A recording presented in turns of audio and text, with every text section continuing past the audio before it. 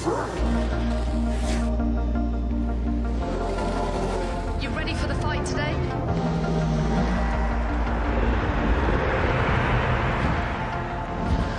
Welcome to the grid. What's it feel like out there?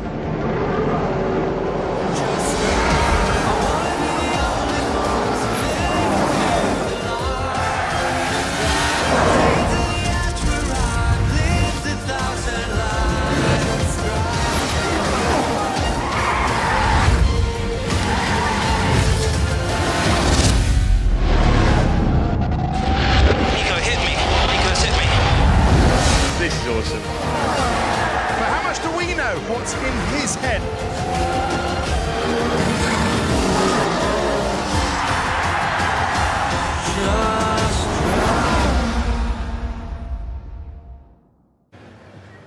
Well, hello there. There's nothing like home, is there? And welcome to Silverstone and to Paddock Uncut for our home Grand Prix, the programme where you get to hear the driver interviews on a Thursday, largely unedited. It's three of us doing the interviews today, myself, Craig Slater and Rachel Brooks. So let's get on with it.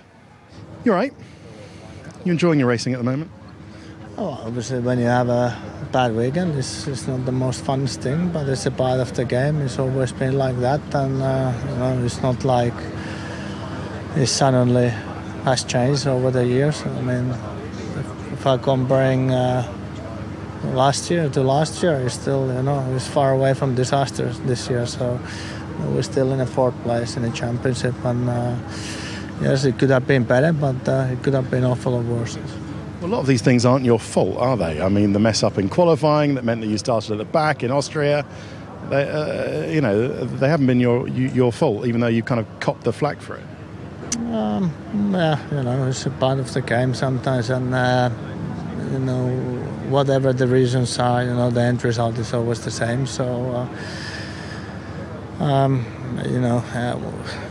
everybody has their own view of things, who's to blame and who's not. But like I said, we suffer all together in the end on the result side. And but like I said, it's for sure it's not been ideal, not what we have wanted so far on the result side. And but the fact is that we have the speed, but unfortunately we keep having small issue here and there, and then the weekend suddenly goes to a wrong direction from there. And I'm sure if we clean up things and not do mistakes, we can put a very, very strong weekends together. But we just have to clean up things a bit, and we have speed and all the other stuff there. So. Okay, you talk about cleaning things up and having small issues. Then, have you sorted this issue out when you're in a certain torque mode or engine mode or whatever it is, that you either get the tank slapper like you did in Austria, or the back end swaps away from you like it did in Canada? Have you sorted that out? Have you said to the team, look, I can't, I don't want this anymore, sort it out? Well, I mean, I don't think Austria was anything related to Canada and whatever. I don't know the reason why I suddenly went left, but like I said, it's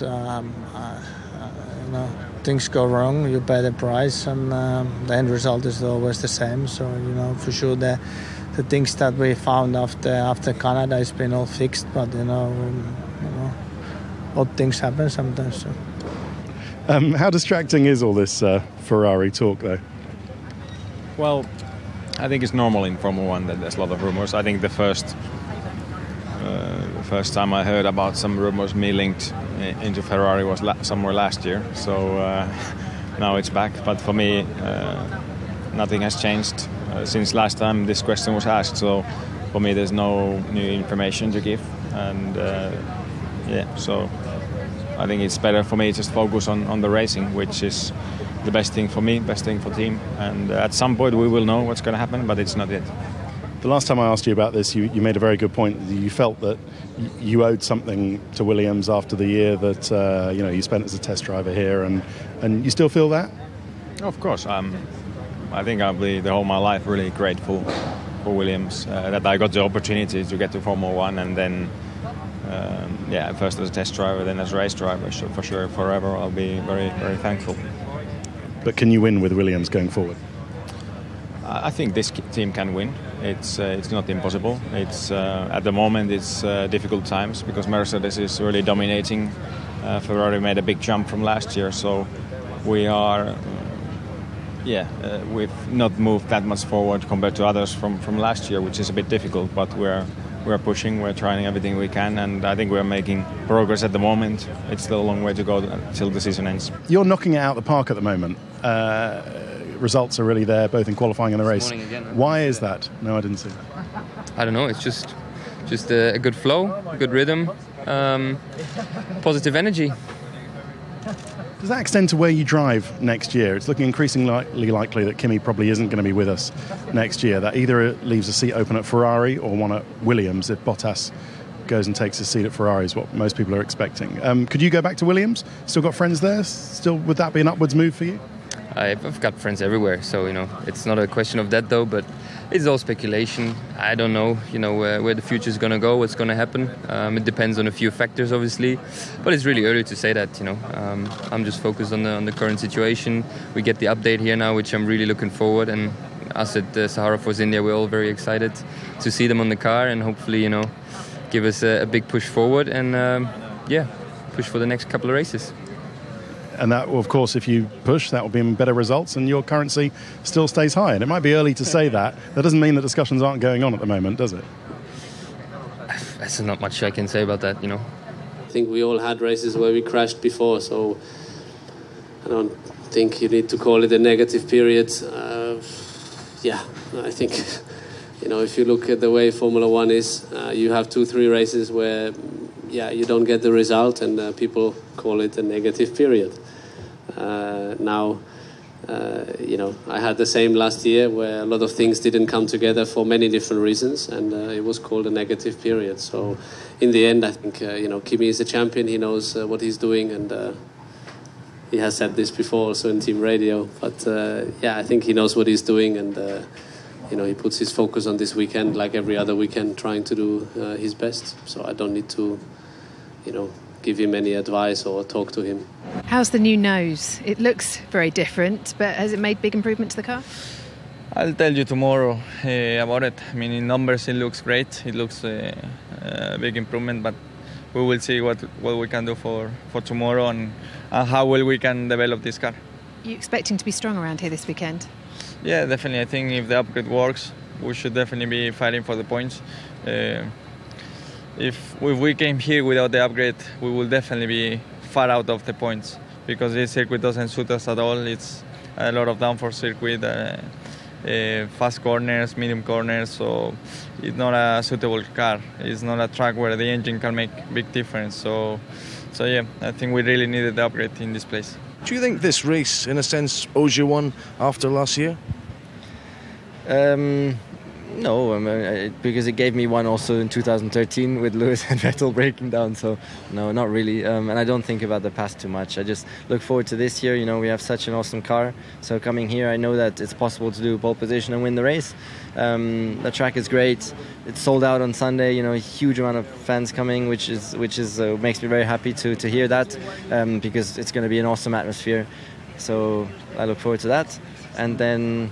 That's it. Of course, then our team is just nearby here, so it gives an extra importance to this weekend because the best thing that we can do on track is to thank everybody who's working so hard and all the families involved and everything is to do first and second on the track. So I know that. I'm very aware of that.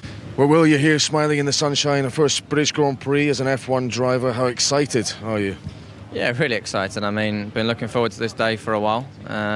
Clearly growing up around motorsport, you come to the British Grand Prix most years, and I've always wondered what it would be like to race in it myself, and this weekend I get the opportunity, so really excited for it. What is the challenge for you, do you sense, this weekend? I mean, clearly it's going to be a hard weekend with the circuit being predominantly high-speed corners, but we have a fairly large update package for here, so we're really excited to see how that's going to work, and we're pretty optimistic that we can move forward. The new car may be some way off yet, like one or two drivers here who are maybe waiting on next season in a sense. Is that what you're thinking, to be more competitive, properly competitive? Yeah, I mean, I'm sure the team will update you further this weekend in terms of the future plans, but I mean, for this weekend we have got a fairly substantial upgrade, and it's really good to see the team moving forward, and I'm excited to see actually what they're going to be like. And until we get them on circuit, you never know how they're going to perform. I know you always love performing in front of your home fans here. There'll be, what, 40, 50,000 people in McLaren Honda colours. How much of a lift will that give the team? A massive lift, but it's two things really. You know, I think we love racing in front of the home crowd. They're so supportive, especially when, you know, times are tough. They're still there. They're true racing fans, which I love. And but the other side of it is you want to perform well in front of the home crowd. You want to give them something, you know, for supporting you for so many years. Where I've never been on the podium here, and I'm not going to get that this weekend either. But you know, I will be giving it everything to finish as high as we possibly can. Hopefully, we'll have no issues this weekend. Nice, straightforward weekend, and maybe we can score some points. We'll see. Can you update us on that? Because we heard from the team that maybe there were some fresh concerns about the power unit. What's the latest? Well, we're going into the race weekend thinking that we're going to get all the way through the race weekend. So, you know, when you're trying to push a power unit, there's always possibilities of reliability issues. But at the moment, we feel that, you know, we don't feel that we're going to be having any penalties, which I really hope we're not. Is part of the difficult thing actually to remain focused and yes, you know, do all the things that you need to do. Is a high workload from the team, and actually stay focused on what everyone wants is for you to win the race. I think it's what's important is to focus on what you want rather than what everyone else wants, and so I just do me. And naturally, my personal goal in my heart is to win the World Championship. It doesn't mean that means I can't do anything else outside of Formula 1, and I think it's really strange how some people do feel that that's the way it is. Unfortunately, it's not. So I'm not doing anything particularly different this year than I've done in previous years. Of course, I'm more visible perhaps this year, but I would say I'm enjoying myself more this year. I didn't ask about doing other things. Have you been reading some people asking? Staying focused and doing other things with this weekend, really not? No. I was just asking. I don't know. Were you talking about people asking about why? I thought you meant balance. How do you balance your life with racing? I thought you meant. No. I was talking about how do you balance the demands for you at your home Grand Prix, where there's a lot of adulation, with. You know, because let's face it, you don't get the attention that you get in Malaysia as you do here, and it must. I don't feel any particular demands here. I just feel it's like a super positive weekend. This is a weekend where you know it's going to be like 140,000 people here. It's probably going to be more over the weekend, and you know that a good portion of them, a large portion of them are there for the Brits. Want, you know, myself, Jensen, us guys to go out there and do the best job we can, and at least one of us come out with the. You know, with the nation's flag at the top next to P1. So that's, you know, there's no real negative. There's no negative at all coming here. Naturally, there's pressure within yourself because you want to do way better than perhaps you do on other places. All right. Just picking up on what you said about doing other things away from Formula One, I do want to ask you about missing the test. Can you clear it up? Was there a reason that you asked to be excused from the test? Yeah, no, I had some doctor checkups that I had.